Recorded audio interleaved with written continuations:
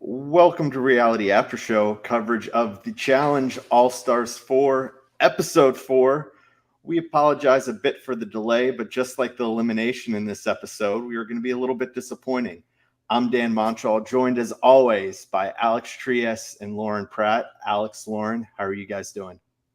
I'm doing good. I'm tired. I'm finally finishing Passover diet tonight, so that's going to be amazing because I've been very low energy for a week. But this episode brought some energy back into me. Yeah, I think the episode was awesome overall. Just was very disappointed we did not get a headbanger for the elimination. I wanted it so bad. This was subpar elimination when everyone was expecting something amazing and they had it right in the palm of their hand and they couldn't give it to us.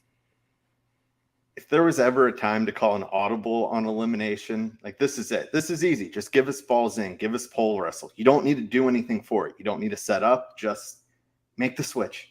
You know how much money and time you save if instead of putting up a giant wall that they were still somehow throwing knives over, if you just found a random stick in the woods and just put it in the center of the sand? Would have been. I'm talking Australian Survivor Challenge budget here. Yes. Something like $3. It would have been very easy. So we start off with the episode, and as it's been pretty much all season so far, is whoever won the elimination was giving the recap. So you have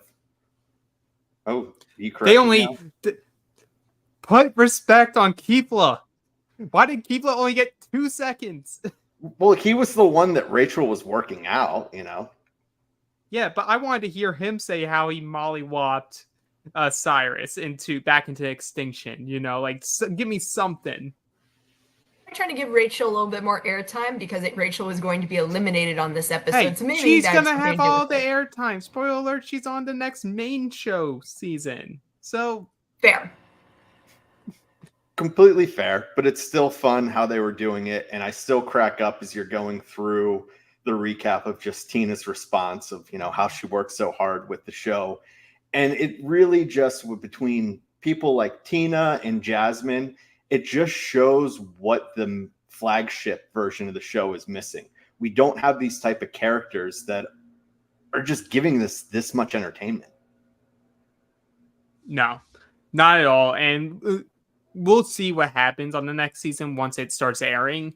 I know it's still late in its filming session right now, but you know, fingers crossed we have any ounce of excitement, considering we do have some components of the people that are on this season on Challenge 40. So my hope is stuff we're seeing here will bleed into the main show, and it'll be like impossible for them not to have these moments. Agree. But then again, the Vacation Alliance is there, so right. I think we just see how it ends up playing out for this upcoming one, and they're gonna have still good characters. It's just, are those characters going to mesh and make an overall great television product, which is what All Stars has done each and every single season so far. Until All Stars 5, but you know, we'll get there. Notice I said so far though. So 4 episodes in, is this the best All Stars season so far? At least like the start out a season of All Stars. Because I know we all love All Stars 1 because of the nostalgia factor of it all. But, you know, nostalgia only can get you so far. It's like season 2, season 3, it sort of had like its ups and downs. But like even through episode 4 of this season, this has been the most exciting for me watching the challenge in a while. I think this season has everything in it. You have the characters, you have the game players, you have the political monsters in the house. So I think as a whole, yes, so far it's a home run for me. But it has to carry throughout the entire rest of the season for it to be my ultimate favorite one so far, the best one. For sure. Yeah, I think it's on that trajectory of heading that way, because as much as there'd be some people upset that someone like Cam was on the season, not because they don't love Cam, but because she wasn't from Road Rules or the Real World. I think what this All Stars has, it has that perfect blend of, we have the old school feeling, we have characters that are coming back from the past, but also with the mix of characters that have played within the past 5 years. And I feel like that's kind of shaping it all together, that we're getting the best of kind of all the worlds. Or the worlds, you'd say. Or the world. Yeah. Those were 2 good seasons. They were. I'm for it. And there's something interesting, and this episode like really highlights it as we go through it, is having a season where you have friends coming into a show together but not working together for whatever reason that happens, whether it's petty, whether it's delusional, whether it's game, whatever. That you see friendships like not being broken, but definitely being tested in terms of the game, and you see some like people that you didn't think would come together. I think that's the benefit of this cast, though, is the fact that these people aren't on every season over and over again, like the Vacation Alliance. You mean like JGMTV? Yeah, exactly. And so we have this whole aspect where, sure, they're friends, but with a lot of them, like, hey, I may never do this again, or I may only do one, and it could be somewhere down the line where the stars align with my schedule again. So they're more willing to make those moves and not the, Vacation Alliance bullshit. Mm-hmm. A lot of them have like the go hard attitude for this season, like go big, because if they don't, they might just miss their opportunity or their chance to take a swing. So that's why people decided, you know what, this might be the last time I participate in this show. Maybe I'll get one more go, but I want to win, and I'm here for myself to finally win. And we'll talk about it, but that's what you do get from Brandon, because Brandon is always there for his people, and this time Brandon's there for Brandon, which I'm really enjoying watching the development of Brandon's storyline so far this season. Yeah, I'm sure people that are going to be listening to us are going to expect all of us to like lean a certain way when we get to those talking points. But they're going to be, I don't know, pleasantly surprised or pleasantly disappointed. Unpleasantly disappointed, in fact, that I won't be going in an extreme way in either direction, because I like the nuance. I like the nuance of this story that's being told. And, it gives us more Kara in the story, which we were lacking the first few episodes. So I'm for it. Absolutely. So we start out with the episode, they're back in the house. And where I'm really confused is Veronica says that with the star now, she feels like she's at a good point in the game. I was like, Veronica, are we paying attention? Like, you finished in the bottom half, like every challenge. Yeah, but she's with her best friends. She is with her best friends. She has a star. And Tina's definitely a political mastermind. Oh, it was rough to watch. It was not rough to watch for me. I was sitting back, laughing, having the time of my life. I would love to see Tina play this political game every season. Could you imagine if Tina went on a show like Survivor? Yes. And I want it. I'm not opposed to it either. I just would love to see put Tina. You know what? Next step. Put Tina on the Traders. I need it. Her at a round table. Oh, give me 2 episodes of Tina before they kick her out. That's all I need. Make her a traitor and just see her combust, like on national TV. Just see it all break down. It would be entertaining as hell. Yeah, so out there listening, please put Tina on another show. I cannot ever get enough of Tina. I love Tina. Tina's been killing it. It's she actually feels good. Well, killing it in entertainment value, not in regards to the game. Sorry, rephrase that. Well, no, she's killing it all right. If killing it is like her alliance's game, then yes. Yeah.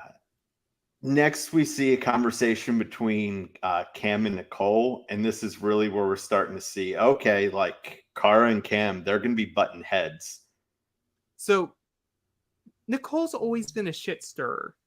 Like, you shouldn't just like take Nicole's word for anything, but also, and I'll just touch on it now. Like, Cam, you can't be mad at Kara for not supporting your vote, even though her vote didn't matter. Like, you have to understand the situation here.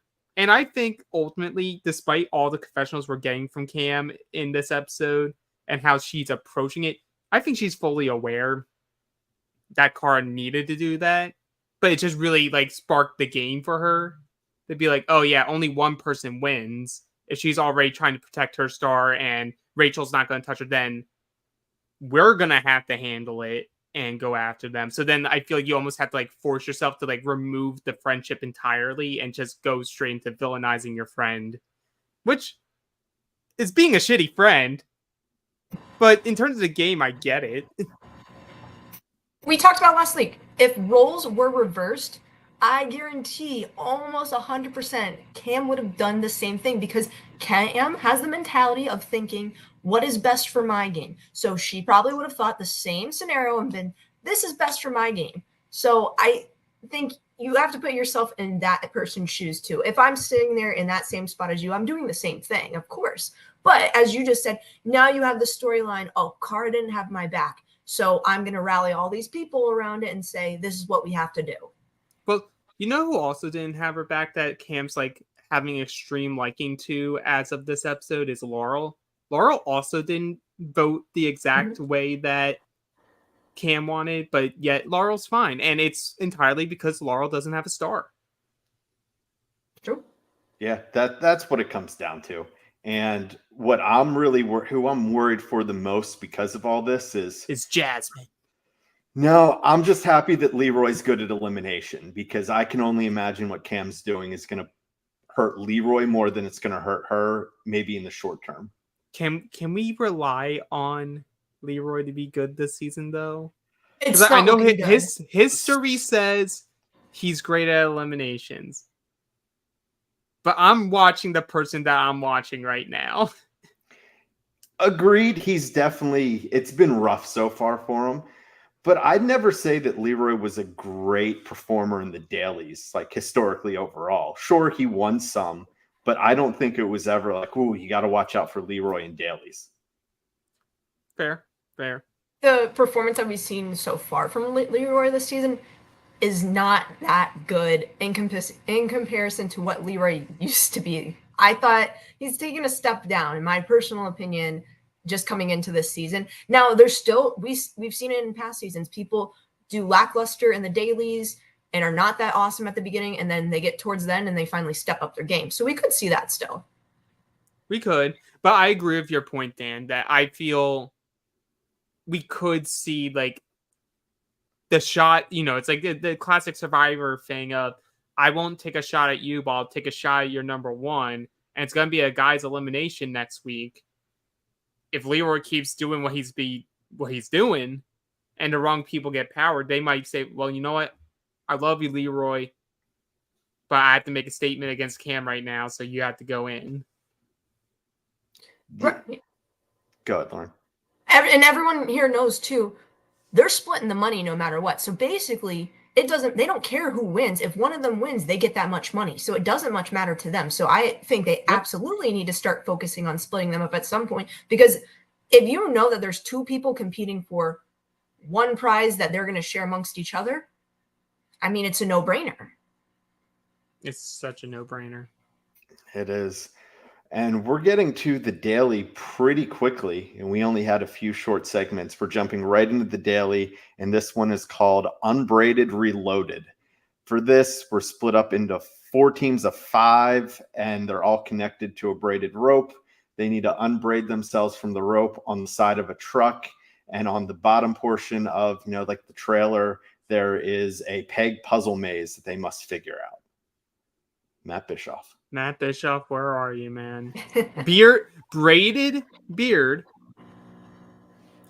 and pegs.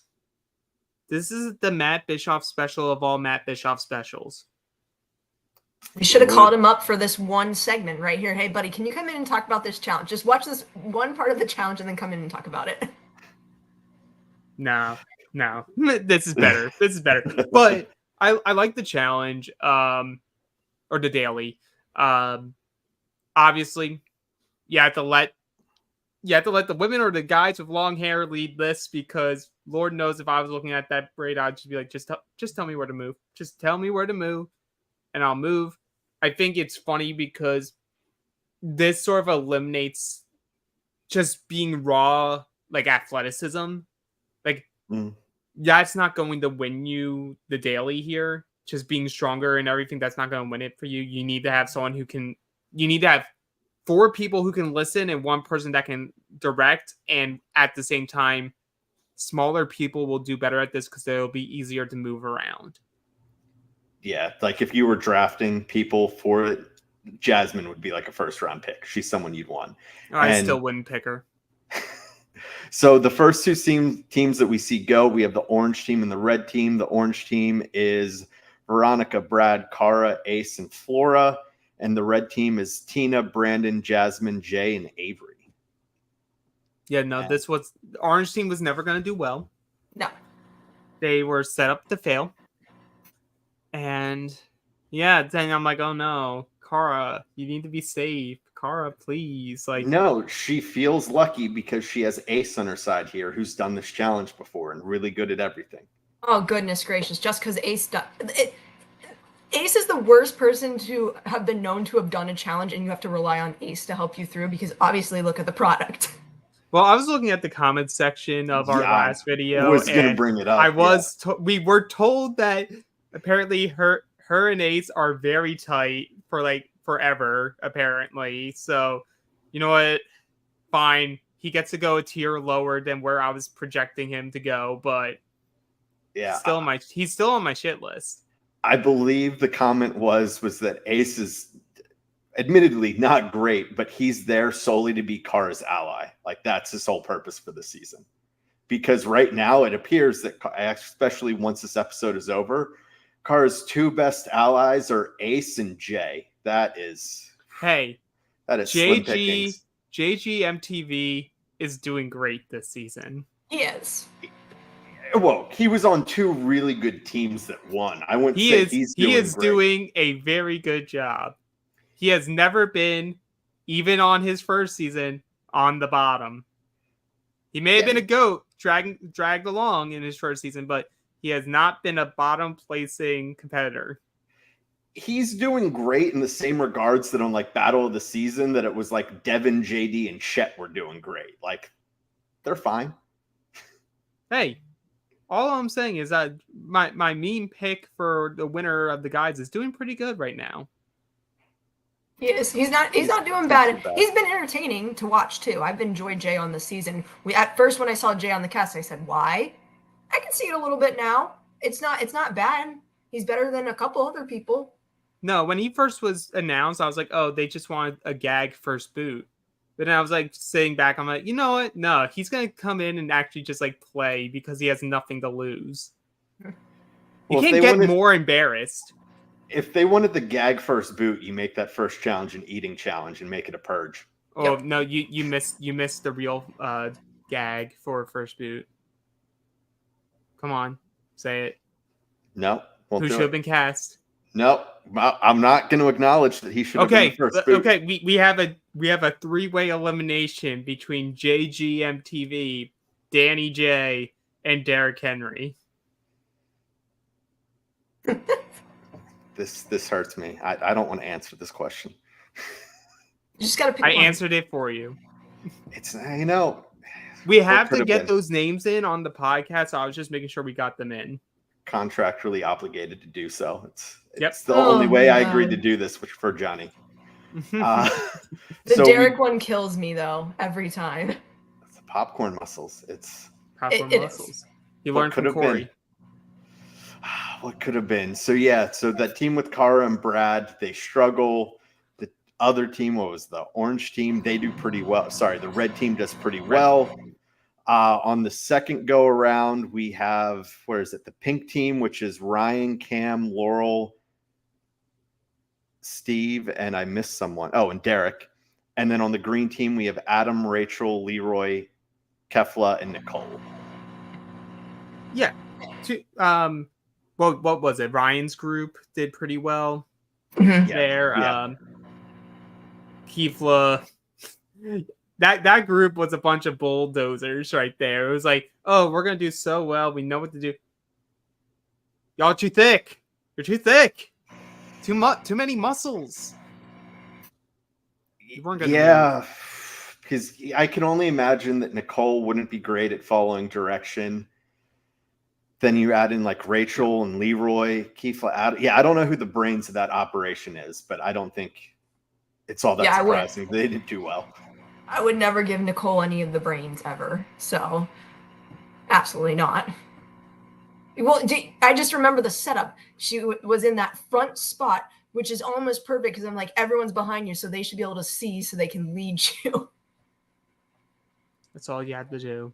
Nicole, just be quiet. Let someone tell you what to do. Yeah. So they all finish up. We do find that it was, who is it? It was that green team. All the teams are running together. No, the pink team ends up winning. Yeah. Laurel's team. Yes. Yeah. Laurel and Cam's team ends up winning. And it puts that Avery, Jasmine, Brandon, Jay, and Tina team as that sole group in the middle, picking elimination. And we determined we're not keeping on track. We think, all right, we're going back to the eliminations to be a guys' gate. Nope, it is a girls' day. And right off the bat, where you know it's going to go wrong for Cara, she goes, I feel pretty well. I have Jasmine and Brandon in this group. I'm definitely not going in. What could go wrong? So and this is what leads to like the ultimate issue is Cara is like the old school version of the challenge where it was like Bananas always talks about it where it's like you could not talk to someone for years, but then you see them at like a random event or a random season and it's just like you pick up right where you left off. Like you hear from Brandon over and over again, like it's been 8 years. Like we haven't talked in 8 years. But like to Cara, it's like, yeah, but the last time we talked, we were great. Like we've gone through this together. So the expectation from me is like, I would never do anything to hurt you and your chances in the game. So likewise, they wouldn't do the same to me. Right. But as we talked about too, that was Brandon's old mentality. And as you said, Cara's mentality, how she approaches the game is never going to change. I don't think it, I think it changes now after they all turned on her there. I think her mentality flips in terms of loyalty to the people that she comes in the game with. See, I don't think it flips. I think it regresses, and not regressing in a negative sense, but we're going to regress back to like free agent days of Cara and times past where she is the underdog. She has the whole house against her. Everybody wants her out. She's going to face a lot of eliminations if she doesn't win dailies. And until she goes home or she perseveres and still gets to this final.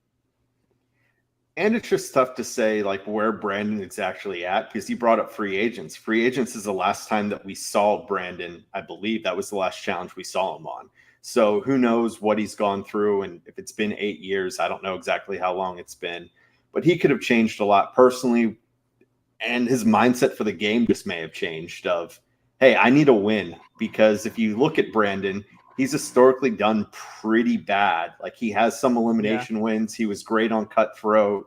Yes. And he had some other seasons that he did decent. His last few seasons, though, he was barely there. He was barely there, or he wasn't even really making it to the halfway point. So for him, it also makes sense of I got to change something up because who knows what the real reason is if they stopped calling him or if he just had other obligations that he couldn't do.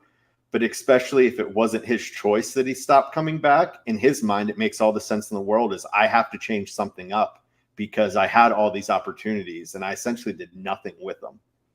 And has to make the statement of how do I get the callback so I can return for future seasons. For sure. And maybe the mentality also shifts as soon as it's revealed that it's one solo person winning. Like if it's a guy and a girl winning, maybe he doesn't have this mindset. Maybe he does work to protect Cara there. Maybe Jasmine doesn't, but Brandon may like not look at Cara because then he gets to look at Cara and be like, oh, well, the final, they'll do some weird stuff where we're all paired together still, like guy, girl. So she's a good person to have to run with during portions of the final. Like the mentality completely shifts as soon as it's one solo winner. And you have Cara, who is one of the only people to have won a solo season. Well, the mentality doesn't change for your winner pick, Alex J, because he's on, well, I want to protect Kara because I want to work with Kara moving forward since she is a strong competitor. Exactly, and he has the right mentality. So good job, JGMTV. Oh my goodness. Before we get into My all winner the pick. before we get into all the rest of the drama that's coming this episode, we have this scene where the car crash, you can see it, it's getting closer. And why do we not have another conversation between Nicole and Laurel, all while Laurel is in a towel?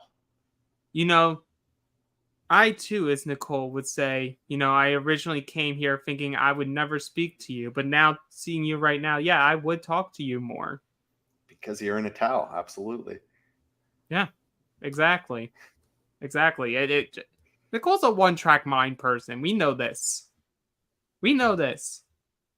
And she's like, well, if Laurel's not going to leave anytime fucking soon, we might as well hook up again. It's coming, is what Laurel admits that she knows deep down there's something there between her and Nicole. And if you follow any of their antics on Twitter, there is certainly something there between the two, just maybe not what she was talking about at that time. No, and their relationship was one of the bigger car crash relationships in general, if we're talking about challenge relationships as a whole. But their storyline is all over the place. It's we're good for 5 seconds, then I change my mind, then it goes back and forth. But as you said, the most recent stuff, not looking so good. It was a lot like now obviously they figured it out, they're married, have kids or whatever, but it had a lot of the Zach and Jenna to it. Is they would be good on the challenge. When they were off the challenge, things didn't work out, especially in the early days. They broke up, it went different directions. But as soon as you put them back together, they're just magnets. Well, I still remember Zach being on the phone and getting Jenna's name incorrect. So that was Brooke. Something. Yes, Brooke. It's just like, oh boy. That was Nicole bad luck. would also do that. Yeah. Except Nicole would keep guessing. Like if it was wrong, she would keep guessing other names. We wouldn't understand Nicole in that situation. We all know her accent. We would not. Kara. And also, as a reminder to everybody, that season where her and Laurel come together, Nicole originally was trying to get with Kara. Mm-hmm. Yep. It's just a little thing that I like dawned on me during the episode for like no reason. I was like, huh. What a very horrible other timeline we could have had. Well, she has that line in that season too. Laurel looks great, but Kara looks better when they were out at the club. So, she very much was trying to get that first, and then they ended up having their cute moment, her and Laurel, the rest of the way, and then the train wreck started from there. So I also saw something online of like that, like people have the fan theories for anything, and one was like, why does Laurel always go for like, she goes for a certain type, and it's like the competitor almost in her of like, it's almost like combining the competition of an athlete with the, oh, but I can be the one to change you in a relationship, because it's like she people that she's hooked up with or had some sort of romantic relationship with on the challenge, it's like Nicole, Jordan, CT. It's like you have a bunch of people that are very strong personalities that are stubborn as hell and won't change their ways. Yeah, I feel like most people forget about the CT one going all the way back to Rivals, that it was like, that was how that changed, because CT was kind of into Laurel and hated Kara. Well, CT was sort of in his bag in Rivals. There's some other moments in there. One of them showed up on Instagram the other day. I forget her name though. Wait, was are you talking about Anastasia? Anastasia from Rivals. That was Rivals too. Yeah. Yeah. Still, same time first period. Episode. It was the very first episode. But I mean, I'm always going to be a bigger Laurel fan than I am a Nicole fan, just in general. I think they're both great competitors, but I'll root for Laurel a little bit more than I will Nicole. Well, it's like Laurel's always going to be more polarizing than Nicole. Nicole doesn't have like redeeming qualities. as a character, maybe even as a person, but I'm not gonna label the person here. But with Laurel, it's like you have such like a hot and cold viewing experience of her, because you have these moments where you're like, oh, I'm really pulling for you, but then just one scene can really change it where you're like, oh, Laurel's sort of a bitch and a little bit crazy right now. And we haven't hit that point yet, but we've seen the previews for this season. We're gonna get to that. Oh, it's definitely coming. We see if she sticks around on a season, we see it all the time. And with her, it's always almost been like one step forward, one step back. And that's why with Laurel, I've always been more neutral. Like I'm always happy when she's on the show because I know the drama's coming, but I'm never really pulling for her, being like, oh, I hope she pulls one out. And even despite all the terrible things that she has done, I'm never actively rooting against her either. She's always like, I know she's there. Yep. And she is what she is. Yeah, all of what I just said to say it wasn't a knock on her. It's like what makes her a very compelling character for a reality show. Because you don't truly know what Laurel you're getting on a season. Right, and that's why we always say it's good to see her on the season because something is going to be there no matter what if she sticks around long enough, which she normally does. So she's typically a good pick to have as a production person. Hey, let's put Laurel on here because you're going to get some storyline out of her no matter what season you put her on. Yep. Yeah. So we'll take that away from that brief detour and we get back to what really the rest of the episode is about. Is we start to see all the whispers of before the deliberation of it looks like it's going to be Rachel and Cara. Yeah. I think there's a really interesting story here because it's like you have the Rachel, Veronica, and Tina alliance like trying to figure out ways that they can protect each other because two of them are on the bottom. But like during the pitch that Tina gives to Jasmine, where it's almost just, Tina's usual stick, which is threatening. She says that because Jasmine's like trying to make a choice, and Tina's like, "You're just being controlled by people." I'm like, but no, not at that point. She then gets under control of someone else, but at that point in time, it's more like, I don't know where Tina's mind was really at. I feel like she was just saying that because it's something you hear when you things are going against your way. You're like, oh, you're just being controlled by other people. Make your own mind. When there's really no fruit stand. Yeah, I did make up my mind. Rachel's a strong competitor and I want her in.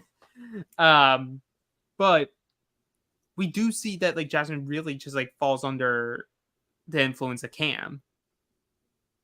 Where Cam's just hey, Cara's on the bottom, Rachel's on the bottom. They both have stars. Do we really want to have both of them in the final? Why don't we just put both of them together? Are you all just dumb? You should just put those two in and take one of them out. Well, and Cam's making a really good argument for it. Because I always say, if the argument's not good and you're just doing it for your own agenda, fine. But that agenda of Rachel versus Cara both going in is good for the majority of the house. You can't sit there and say that it's not, because you're getting rid of one person that probably will compete very well in a final. Yeah. I just don't like the logic of, oh, we need both of them in and we need Cara, who's on an island, to be the one that goes home. If you're putting Cara and Rachel in, you either should not care who goes, or you should want the person who has numbers behind her to go. But Cara has Ace. Yeah, but Cara does have Ace, and Ace might be the equivalent of Veronica and Tina and Adam and Avery, who apparently get together this season and are still going out today. Yeah, she moved. She did it after everything that happened with her and Johnny Riley of moving across the country to be with him in Boston. That obviously didn't work out. She moved back. She did the same thing with Adam and is now living in North Carolina because that's where he is. Not with him, though. Well, in the area. Yeah, I just the one small difference. So growth there. Happy for her, but it also gives a lot more context to Adam's throwaway line the other episode where he was partnered with Avery and he was just like, she might be one of the best people here, like one of the best competitors, whatever. I'm like, that just seems so random. Well, Now there's context. Well, that also makes sense of how they would have ended up as partners, because you'd think, why, like, were they the last? Why did two they pick? pair up with each other? Why did they pair up? Yeah. And as bad as Tina is politically, she is. We know this. There really was nothing that she was going to be able to do here, because this whole decision was made with the other four without her prior to going into deliberation. The issue was always the fact that no matter what Rachel was going in, it was just a matter of, is Rachel and Veronica going in?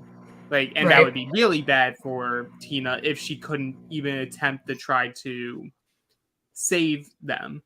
And in a low-key way, I feel like was her best move to keep refusing to say anything and just wait to see where everyone votes, just so then it's like, well, if it's a lost cause, I'll just do it to not make waves, which is the best political move she can do.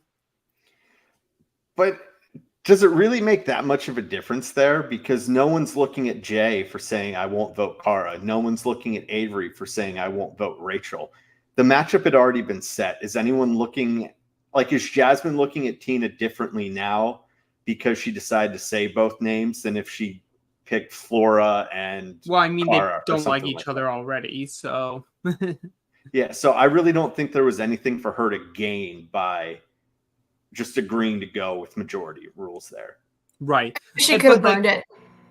Yeah, she could have burned it and just said Flora and she could have even said Veronica there, because it wouldn't have mattered. Right. But because I will say the one thing I will defend Cara's reaction for is, in a vote where there's nothing she can do about it, she's not involved in the vote, she can't vote, there's only 5 people voting. I don't understand that it's like minutes before the vote and Brandon and Jasmine are still too, like, in the words of Turbo, pussy chicken, to just be straight up with her. Like, they're still being like, no, you're fine. Like, you're not going to go in. Like, you're good. And like, but they're saying it in a way that's not convincing. I'm like, well, at that point, just tell her. What can she do other than be upset? Like, she's going to be upset after. What, you want the 20 minutes of her being upset less? Like, just tell her. I just think it's sloppy. Right, but do you think she could have influenced maybe if they did tell her? Well, no, that's why you ask those questions, because sometimes some people can convince other people to maybe change their mind, but I don't think those two were ever going to change their mind. So I agree, they could have just told her. No, because Jasmine's a follower to other people and scared of competition. And I will say, to Jasmine's credit, I support her making this move. I don't support her in the fact that it's still early in the game, like, quote unquote. Like, yes, there's only so many women's eliminations that can happen, but if you're someone who feels concerned about being on the outs already, and you have someone who's a strong competitor who has shown even in this season that she has your back, just to turn on her, who are you running to now? Because let me tell you, if you're available for elimination, Cam's not saving you. In fact, she's going to put herself in to go against you. So, like, you might as well. I would have still voted Rachel, but I would have burned my vote onto, like, Veronica or whatever, Flora. Doesn't matter at that point if I was Jasmine. Brandon, I get it, because he at least is dictating that, like, I want to win. Cara will beat all of us, guys included. And as much as I like her, we haven't talked for 8 years, and it is what it is. I think that's where, if they're really, like, they get along well and they are friends, that is where Brandon did need to fess up. Because Cara's going to be pissed regardless. But I feel like if he has that conversation ahead of time, you can massage that a little bit better and say, hey, this is why I'm doing it. I'm sorry. Like, you're still my friend, but I have to do what's right for me. And that comes across way better than after the fact being like, yeah, I fucked you. Yeah. But it's also the tact of how they do it after the fact. That's what I'm, like, against Jasmine for. Because, yes, Jasmine's entertaining because she'll just speak her mind. But like, I would have hoped that after seasons and seasons of this, still speak your mind, but like, be smart about when you do it. Because, yes, at the end of this episode, you get a star because Kara wants to be petty and give you a star that puts, like, make everyone look like, oh, look at this very easy star I can go get right now. Because Jasmine's more likely to be on the bottom in future dailies. But you have this position of Kara just like wanting reasons because like she's like, I protected you in one of these just a couple rounds ago. Yeah, you could have gone in. I was adamant that you don't go in. And Jasmine just gets loud. She gets loud. She pumps her checks. It's that like the all bark, no bite of it all. And I'm like, you can only all bark, no bite for so much. Like you need to have some bite to you because no one's threatened.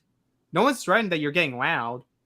Like you will go in and sure you can say like, oh, I ain't scared of nobody. I'm not afraid of anything. But like you are. We know you are. Or you wouldn't have put your friend in the elimination. I don't know. Maybe she's, will go around and fuck up another mirror just to intimidate people again. It that was so good. Such a good moment. She went to but before. Then that also gets us to the dichotomy here and why it's different. No matter what Cam says about it. Because like Kara gets upset, because like her friends just betrayed her and she goes away and Cam's like, well, Kara didn't care that she betrayed me by not throwing her vote onto Rachel. It's the same thing. No, Cam, it's not the same thing. You don't have to tell us in confessional that it's the same thing. You can tell the players outside that it's the same thing. Don't tell the viewers that. We know better. Well, most of us know better. Some are just, choosing to be... I'm not going to use words right now. I'm not going to use those words right now. I'm going to be a better person. Going to channel my ace and just start shutting up. Just hang out on the couch. That's all Ace does. I don't even want to vote. But it's... Yeah. Go ahead, Lauren. The way you look at it, it's this simple. Kara got voted to go into elimination. Way different that your life in the game is on the line versus not voting somebody that you wanted to get voted in. So that already officially went in. Right, correct. And she voted for Ayanna. It wasn't like she was like, I'm not doing that either. It was she wouldn't vote for Rachel. Yeah. So I get it. It's a typical game style of villainizing the person so that you feel good about going against them. I get it. But also, like, you're picking the person who's actually extremely used to that and has thrived under being a lone wolf in a game. You probably should have done a different tactic here. That's all I'm saying. For someone, like, because I understand, Dan, that you think Cam is overrated. Like, you don't hide that. You think she's overrated. She is. And while, yes, I'll say she's overrated where, like, she hasn't won, so you can't be, like, equating her to the greats yet until she gets her win. I do think she's a overall better player than most. Would that be fair to say? I've never said that she's a horrible player. I just think that she gets all this praise, oh, that's Killer Cam, and she's just dominant. It's like, she's not. She has put together some great performances. Like her rookie season, Vendettas, was great. She's had a few others in there where she's navigated. I just think of everything that she's done. She gets the hype as if someone who it's not an if, but a when she wins. And I don't think it's guaranteed that she's going to get a win. She was so close in, what was it, Double Agents? Was it Double Agents or Spies Lies? It was Double Agents, but I mean, CT and Amber B beat them by like 3 miles. Well, that partially was on Corey. Jeez. True. Mr. Popcorn Muscles. It's with Cam's great at eliminations. That's what it is. But just because you're good at eliminations doesn't mean you can win a final. And so she hasn't shown that yet. I think when she does, when Cam gets one win, I think that one win will be enough for her to be up there with people, not up at the top, obviously, but because of her eliminations and how she performs in those and her record with that, I think that one win will definitely move her up more. But to summarize all this, though, it's like, it's no secret. We're all big Kara fans here. I'm thankful for what Cam's doing here because, one, it creates TV, it creates drama, and it also, like, just as a viewing experience, you sometimes need to have I'm rooting for this person, I am rooting against this person. And this type of storyline very much helps the viewer be like, choose their side. What side do you want to be on? Do you want to be on the Cam side that's just trying to take away all these power plays, or do you want to be on the Kara side of like, we love the underdog. We love Kara, the underdog. And now we get to see that happen for the rest of this season. I completely agree with that. And I think one of the benefits that we did wait to do this podcast is I think I would have been a lot more hot, heated about some of the things that Cam said in this episode. When you sit back, you give it a few days, and especially just read all the horrible shit that people said about Cam and Jasmine online. Like, I'm not going to pile on. They don't deserve that. I had nothing bad to say about Jasmine, period. As much as I'm rooting for Kara, the entertainment that Jasmine brings, I'm excited for it because I know there's an expiration date there. She isn't going to be around all season. So I have nothing bad to say about Jasmine at all because of the entertainment value.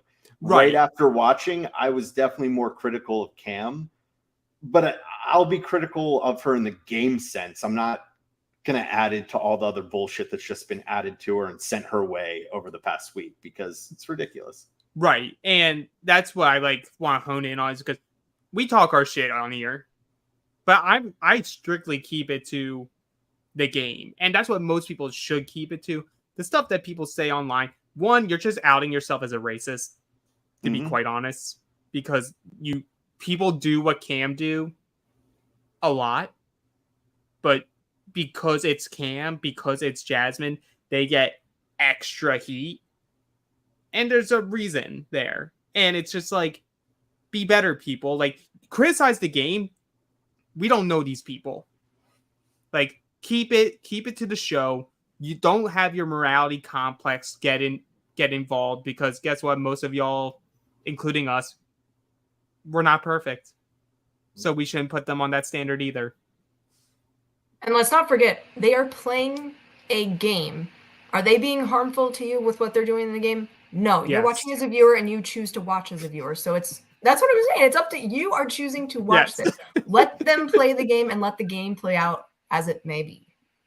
I think everyone who has an issue should all sign a waiver saying they will do a hall brawl, a pole wrestle, a balls in, all the physical eliminations against a person that they don't like. You hand as many people will say, like Derek from Challenge Mania, TJ, everyone would be like, solve the issue in the sand. Yeah. A lot of people would shut up. Yeah, I don't know. I guess I see both sides of this because I understand being hard, like critical of the game. Yes. But I'm also sympathetic to someone like Kara in this position where she feels screwed over by her friends because people that are just like, oh, well, like, would you get upset of a game of Monopoly at home? Well, that's completely different. If that's your comparison, I didn't know Monopoly you don't understand it. I didn't know a game of Monopoly ended with me winning $250,000. Or, a game that's going over the course of several weeks where you're playing with friends, you have these bonds and relationships and someone lies to you. Like, I'm sympathetic to both sides. Like, I understand why Jasmine and Cam made the move they did. I also completely understand why Kara's upset. And for her, I'm sure it's a lot of PTSD of like, not again. I thought I got past this point in my life where I'm coming to the challenge and my back's against the wall almost immediately. There's also a little tin hat theory here. Little tin hat, little tiny aluminum foil around the head here because I didn't like them to do these now. We talked about it during Challenge USA Season 2 about like how that season was the trial for Paulie and Prod was going to make it hard for him. They put people in that they knew he had issues with. and see, is he going to pop off? And in which case, okay, we can put him on the DNC list forever, never cast him again. Or does he, take his lumps, do well, show some growth, and okay, we can put him on the main show, which we see that he was cast for season 40. So it worked. A little bit of my theory is because this was around the same time that All Stars happened. Do you think, there's a little part of me, I'm like, did Prod tell a bunch of people to be like, hey, I know you're friends with Cara, but give her some shit. Give her some shit. We need to see if she can handle this still. And if that's the case, she's back. I think it would be more likely of doing that just because, our last opinion or the last time seeing Cara was when she was so publicly hated on War of the Worlds 2 because she finally had power. And so if they were going to make it skew in any direction, no, that's not the Cara we want. We love the underdog Cara. Like that was our bread and butter for 14 seasons in a row. Yeah, it's like, because I've always been of the set of no, production doesn't interfere. I'm allowing myself to think production interferes here, and they're just like, hey, this is the Cara we want. Make this happen. Here's 10 more G's in your appearance fee. Oh boy. Well, and Brandon looks at that and goes, bet. Well, and you think about it as if they had leading. So, I'm assuming the way scheduling's working is this will be the last last season before 40, because I don't think they're going to can 40 like they did All Stars 4. Well, forever. They have something else filming soon as well that could potentially throw in the meantime, depending how short it is. But yeah, continue. That's true. But so if that's the case, is what better way to send it? No matter Cara wins, loses the final, makes it deep in the game, however she does. If that's everyone's kind of opinion back on underdog Cara heading into season 40, that's what they want. They have all the heavy hitters. They have all the storylines back in place. That's optimal for them going into season 40. Yeah, and we know, like I said before, a lot of people that are on this season are going to show up in season 40.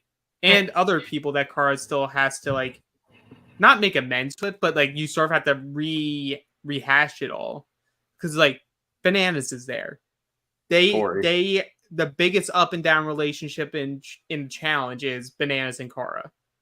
And it ended in War of the Worlds era very bad. It took until around Challenge USA Season 2 for Bananas and Pauly to squash their beef. And we obviously have a little bit more of the insight there from the House of Villains of it all, which could have been helping in that stepping stone to get there. I'm curious to see what happens there. But Laurel's going to be there. Other people are going to be there from this season. Rachel's still going to be there. Ryan, Tina, there's a bunch of people that are currently playing this season trickling over here. So not only are we getting underdog Cara, but depending on how some of these people that are going to be on this season 40 with her, what bleeds over? What bleeds over here? Who does she have the vendettas against? It's absolutely going to set up the storyline with what's going to happen for you, depending on how All Stars 4 pans out. Because, we've talked about, you go in the season with some of your very good friends, they betray you. Some people like revenge. And revenge, people thirst for that. However, some people can make amends and go into a season and say, all right, it didn't work out last season. Let's try it this season. So I think it's going to be very interesting how it's all going to pan out here. Mm-hmm. Also, to just brush over it because it's quick and less meaningful. Rachel's mad that Tina voted for her. Yes, Rachel's upset about that. She says hurt her feelings. Tina said she regrets what she did instantly and would give her firstborn child to run the final with Rachel. Oh, Jesus. Well, about that. Well, anyway, we're more to follow on that later. We're getting hyped up because we're heading into elimination. We keep hearing Rachel and Cara say to each other, "Let's put on a show. This is gonna be one for the ages." And we get to the arena, and apparently was- we joined the circus. Like, and they even had like the great confessionals leading into it. TJ brings them out, and Kara says, "There's no one that's gonna get in the way of stealing $250,000 from her." Rachel calls herself a star collector, and so you have this. All right, what's it gonna be? Well, we get Star Slice, which is a giant board of pictures of themselves on it. If your target gets hit 3 times first, you're out. There's some other quirky stuff like, oh, you hit It's this, not you have worth to do it on one leg. Oh, you get to be 5 feet closer. And a bunch of cars get hit by knives. Yeah. So one, I'll say I don't blame Cam or Laurel for not coming down here. Anyone who decides to come down for a crapshoot is stupid. Yeah. Like maybe Jordan. I think Jordan's the one person that who would say yes, and I'm like, oh yeah, I believe that he would. I believe that Jordan would do it in 4 throws as well, though. He'd probably do it with his bad hand. But I will say there's lots of jokes on their behalf because they're so bad at it, and I'll still give the best comment that came from, of all people, we're seeing it time and time again this season, of Kefla saying like it's like a competition between Ray Charles and Stevie Wonder. I loved that. I belly laughed from that. Yeah, they were bad. They were very bad at it. But ultimately, Kara wins like more so 4-1 because she also gave Rachel one of her points. Exactly. Yeah, she hit 4 of the 5 points on the board. But she made it closer than it should have been, is what she did. Yeah.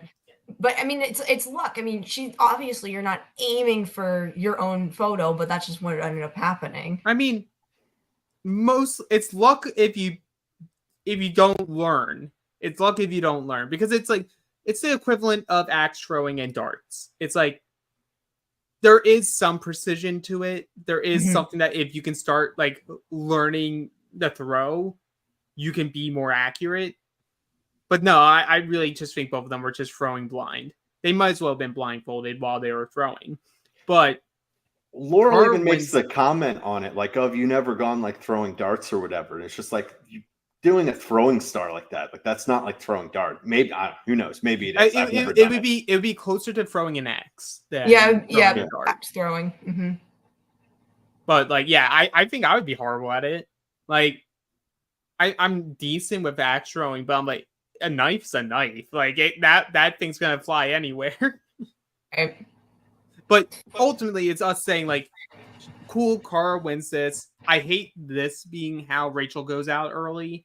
Like, I would have I don't even want something physical between them. I would have wanted something like endurance, like those old school ones where it's like you're constantly running laps, doing something, just to see these two like endurance beasts go head to head and see who just has more gas in the tank and more fire in their will to win. That's what I wanted to see. Like, I didn't even want a hall brawl or a pole wrestle with them. I wanted just who can outlast the other in a battle of will. It was so disappointing just because it was these two competitors, two greats, and to see that this is the way that Rachel goes out, it sucked, because when the whole premise of All Stars was announced, and going back to the first one, when it was, who do we want to see come back or whatever, Rachel was one of the first people that I thought of. I mean, like, I would love to see Rachel come back into this game. And so this is her return.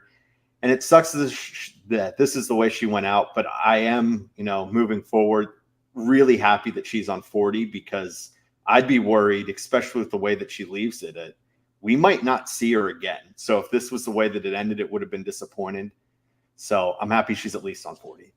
For sure. Absolutely. For sure.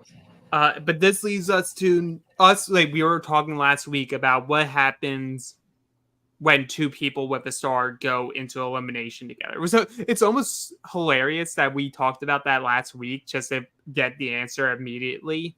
Right. So I didn't think it was happening this fast. Yeah. We all said that. We thought it was going to be a couple weeks away for sure until we saw it. Yeah. So ultimately, Kara keeps her star, but now she has to give Rachel's star to another girl. And we get flack from the cams of it all, saying like it was a dumb move for her to give it to Jasmine. But one, it's like, I want to know the timing of this confessional, like when it actually filmed the confessional, because I'm like, Kara very clearly dictates why she's doing it. So she's like, there's no strategy behind. I'm like, no, she literally said the strategy for why she's giving it to Jasmine. And and go it's ahead. smart because the other thing that we at least see her think out loud about is giving it to Laurel. And it would have been the same thing as her and Rachel, as Kara mentioned there. And so for Cam to say, oh, that was such a dumb move, it's like if she gave it to another strong woman, if Kara doesn't win, you're essentially pitting her up against that person in elimination, because that's what the challenge is going to be, to get rid of at least one of the strong competitors. Well, see, the issue is it wasn't Cam that was getting the star. Because I bet if she gave Kara, or if Kara gave Cam the star, suddenly Cam's like, oh, no, she never did me wrong. Never did me wrong in this game. And then 2 episodes later, like, no, Kara gotta go. I can't go to the end with her. But yeah, I think people are more interested in that. They're going to want to steal Jasmine's star more than they're going to want to go against Laurel. But honestly, Laurel's the next one up. So if you want to see the Rachel versus Kara situation, Laurel's the next one. That's 2.0 right there. And people would absolutely do it in a heartbeat. So I think her decision to Jasmine was a better choice. But Cam always finds a way. She always finds a way where she wants to make her point known. So everything is not a good move in Cam's opinion, unless it's Cam's idea, pretty much. Yeah, because in my opinion, picking Jasmine was a great move. Because, okay, it guarantees you're not going to put 2 stars against each other unless it's like Jasmine versus Veronica, which I'll go to sleep during that elimination. But it's like, if you are Laurel and Cam, yes, you're not afraid to go against Kara in a physical elimination. I'm going to preface on physical. But who are you realistically going to go after for a star if you're on the bottom or you're asking to be put in? It's like, because most likely Veronica and Jasmine are going to be on the bottom. So that's why I think this is such a good play by Kara. Sure, it could backfire 100%, but you have now 2 people with stars that are more than likely going to be on the bottom for the women each daily. Not only that, but I think it was smart for her, because if you're one of the other women in the house, you're Cam, you're Laurel, whoever, Nicole, whoever it is that's still left, it gives you the opportunity of going to get your star without getting blood like on your hands, because you're not going down to elimination and then stealing someone else's star who's currently in the game. It allows you to go in and take either Jasmine or Veronica's star. And that way you don't also have to make that move of, well, who's still left in the game? Am I going to piss off by stealing their star?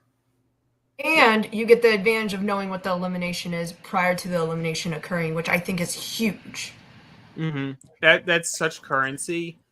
The only thing you could point against giving it to Jasmine is now the other people are even more incentivized to go head-to-head against Kara, because then they're like, well, if I get to the final and 2 of the people guaranteed to be in the final are Jasmine and Veronica, then I'm cruising.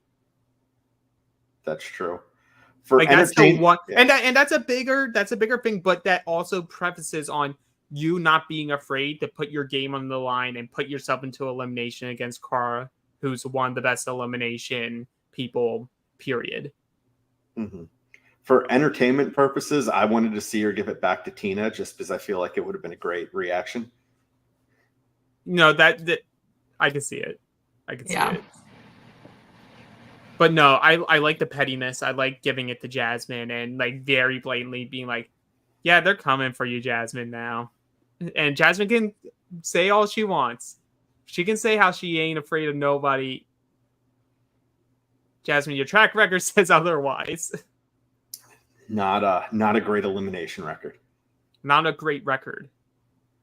I'd like to see her win one, though. I think it'd be very entertaining for Jasmine to go into one of these eliminations as an underdog and pull it out. I think I would love it and be here for it because we've seen it with other people that are not known to be good at elimination, and they go in and they surprise us. She does have one very clutch win in elimination with John A. I think that's more. I would say I think that had more to do with John A. figuring out the strategy, but regardless, it was against Sarah Rice. Hey, if she can find herself in a puzzle elimination against Nicole, I like her chances. There you go. And you know what? Based off that, bring Sarah Rice back. Stop not letting her and Susie on the challenge. If they want to come on, bring them on. Period. That's all I have to say. I like both of them a lot, actually. Yeah. They were great. I want drama and good competitors. They give both. If only. If only. If only. That pretty much gets us through this episode. Any final thoughts from either of you? Still very much enjoying this season. And I'm ready to cover it. I can't wait to watch the next episode in just a couple days and get to cover it this upcoming week. Yeah, it's been awesome. I've really enjoyed coming back and being able to do this with both of you. And so far, awesome season. Yeah, it's been fantastic. So because we did this podcast so late, everyone's probably in for a treat because you're going to get to double up this week. You'll get 2 times seeing us, covering episode 5. When we have a time that we can all record, we will let y'all know. But that's going to do it for our coverage. If you're watching on YouTube, please like and subscribe. Hit the little bell. That way you get notified every time we go live. If you're listening on Spotify, Apple Podcasts, wherever you listen to your podcasts at, please like and review. Give us 5 stars. It takes a few seconds. It helps us out gratefully. And as always, the best way to support the podcast is become a patron at realitypatron.com. Sign up for a month. Give it a try. If you don't like it, we will give you your money back. For Lauren, for Alex, for myself, that's going to do it. We will see you all very soon.